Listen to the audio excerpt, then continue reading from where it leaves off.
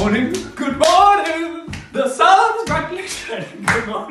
Good morning to you. One and all, welcome to Springs Kids Online with me, Sam. Today we are lucky enough to have our presence known by Sarah. Sarah will be helping us later with Fun Zone and also, there we go.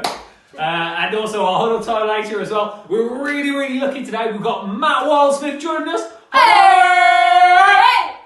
Doing our Illuminate Zone, which is incredible. He even shakes the camera, which is good. I really enjoyed it, watching it, so I hope you enjoy it too. I hope it speaks to you. And before we start, let me quickly pray, because that's always healthy and really good to begin with. Today is all about Pentecost, so that's when the Holy Spirit comes down. So that's what we'll be focusing in on. So really excited. So God, we want to thank you. We want to thank you that when Jesus went up back into heaven, you didn't just leave us here by ourselves kind of trying to figure everything out, but Father, that you sent your Spirit to live within us so that we could know you personally. We want to thank you that your Holy Spirit isn't a thing, but it is a person. It is you within us. It is the way in which we can hear you, the way in which we can feel you, the way in which you empower us to live out a life that is pleasing to you. God, I want to pray that as we gather today in different places, that we will know who you are, that you'll help us to understand a little bit about who you are to us and actually how we can serve you, how we can know and love you even more. God, we want to thank you for today, and I pray over our young people that we'll have a great time and a great week ahead of us. Amen. Bless you guys. Good day. Welcome to News of the Week. Once again, I say good day. Good day. Good day. Anyway, Sarah, what's your News of the Week for this week? Well, I painted a fence. Very nice. It's now grey.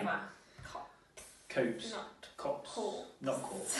Anyway, painted a fence and... And waffles for breakfast. Waffles. Yeah. We did just try and film this video, and I was going to present a fun fact about golden syrup. Specifically, lilies, golden syrup. Is it this one? The real one. The one which doesn't support the Help for Heroes.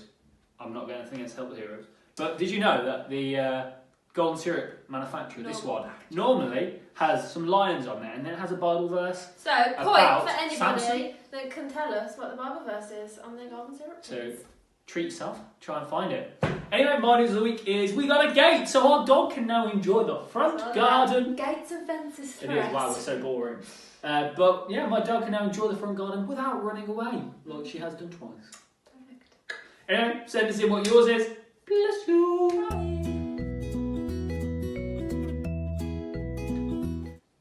Da da da da da da da da da da. Welcome to Springs Kids Fun! For those who don't know what that theme tune was, it was Chariots of Fire, an original by Sam Owen. Well, the song was an original by him. But hey, either way, the reason I did that is he was an Olympian. And today we are continuing with Springs Kids Olympics! Lockdown on that question. Oh, lockdown. The plant! The plant!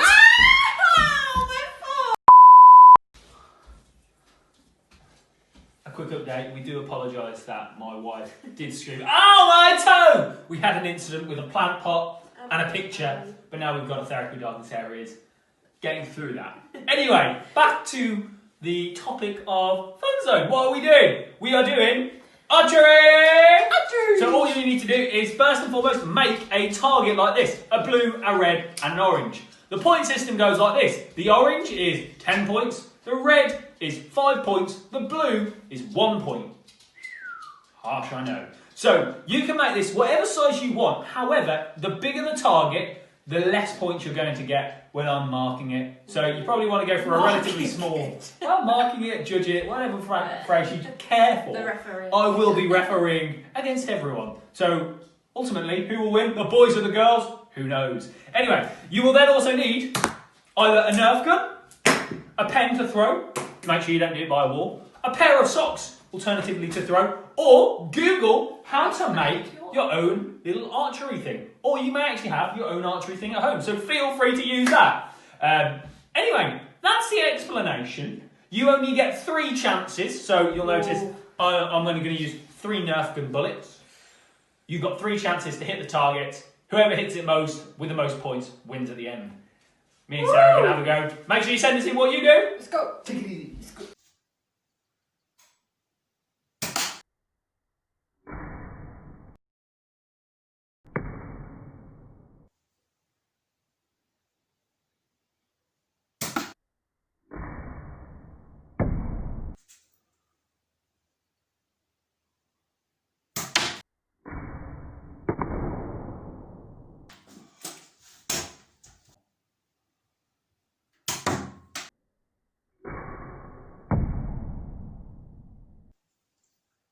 Stop leaning forward.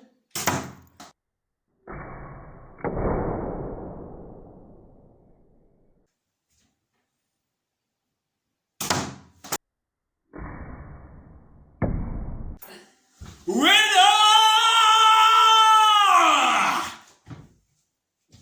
Stupid game anyway.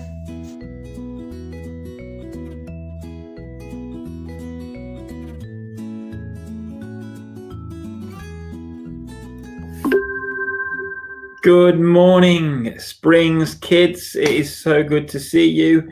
And I think we should all say well done, Sam and Sarah, for all the great work they've been doing over the previous weeks. But it is my turn to talk about Illuminate on this Pentecost Sunday. Wow, what is going on?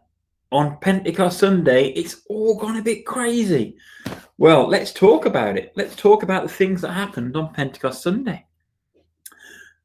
First of all, we've got this group of disciples who've been waiting and praying, just like Sam had said last week, and they get together in this small little room, maybe a bit like the room that you're watching this in now. And then all of a sudden, this wind, violent wind, starts whooshing through the whole room. And then after that, if that's not crazy enough, having a violent wind inside a small room, fire just descends into the room and then splits off, and little bits of fire are appearing over each of the individuals in the room. And if that wasn't crazy enough, then they all start speaking in different languages they never even learned. It's getting crazy right now, right? This is the Bible on full crazy alert, right? Here we go. But it's amazing, right? It's amazing because what God is doing and what God is trying to do with these people is visit them and give them a flavor of who Jesus has left on earth. Now he's ascended to heaven. Wow. So let's think about it. Can you imagine being in that room when this violent wind just came whooshing through? I don't know if you've been anywhere where there is a violent wind. Maybe you've been out one day and you got caught and the weather gets really bad and you're in the car and you can feel the wind like whistling past and battering you. You can't see the wind, but you know it's there. You can feel it and you can hear it, and everybody around can see it happening. And I think that's a bit like what's happening with the Holy Spirit. The Holy Spirit was coming like the wind, not visible as a person, but as this force that you could feel, and the whole people in the room, everybody around, could feel this thing happening. And that's a bit like what the Holy Spirit is, right? You could be in a room with different people, different Christians, and you could all get the feeling of the Holy Spirit. And then the fire, right? Then the fire. The fire descends and all sorts of little flames appearing on people's heads, right? I mean, this is mad, right? But this is crazy. And this is good because this is God saying, not only am I like the wind, not necessarily visible, but a powerful thing you can feel, but I am powerful like fire, right? And I will individually appear to each individual, right? So the fire comes but splits off. So that's God saying the Holy Spirit is the same for everybody, but it comes to everybody at the same time, right? You don't need to wait your turn to speak for the Holy Spirit to be with you. It comes and it's with you at the same time. That's pretty cool, right? I mean, this is the kind of friend that you want. And then the last thing that the Holy Spirit does, it gives people this new language to speak. And that's called a bit like a gift of the Holy Spirit, where you start talking in a language that you didn't even know that you knew. And this was incredible because then for the individuals in the room, they knew what it was that the Holy Spirit had done something inside of them, not just the flame that anyone could see, but inside, it was changing the way that they were talking and the way they were thinking. And again, that's what the Holy Spirit does, right? This is God, Jesus, and now the Holy Spirit left on earth for us to access, to be our kind of special friend and special helper. And it is powerful.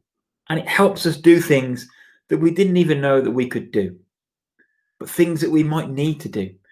Because in the same story, there are people around this room, not in the room, but outside, who travelled to Galilee. And they had all different languages. And they couldn't believe that they could hear their own language being spoken in this little room of people, all from the same little town. And so God, the Holy Spirit, gave the languages for other people to hear. So other people are blessed because the Holy Spirit was coming into people's lives. I love this story because it really is the Bible cranked up to, this is crazy, right? But also it's so true about what God we've got. Now maybe you're finding things difficult at the moment because of lockdown, or you've got a lot of things to do at school, work, college, maybe not college. But the Holy Spirit is the same Holy Spirit. And he's there to help us, right? He's there to help us. And he may come like a whooshing wind, but you may not get the flame on your head. But the Holy Spirit will come into our lives, into our hearts, and help us, right? Give us what we need. And all we really need to do is ask. It's been great spending some time with you all this morning. I hope that's been interesting. Let me close with prayer, and then maybe spend some time looking at the questions that have been set. Dear Jesus, we thank you for who you are. We thank you that you didn't just ascend to heaven and then that was it, but you ascended to heaven and left your special helper, the Holy Spirit. And we thank you for the story of Pentecost, of the whooshing wind that lets us know that you're near, of the flames that lets us know that you're powerful, and of the tongues that lets us know that you're doing things inside of us that we need to happen. Lord, help us embrace your Holy Spirit. Help us maybe get a little bit of taste of that this week. Let's have a great week this week. Amen. Thanks, guys. See you all soon.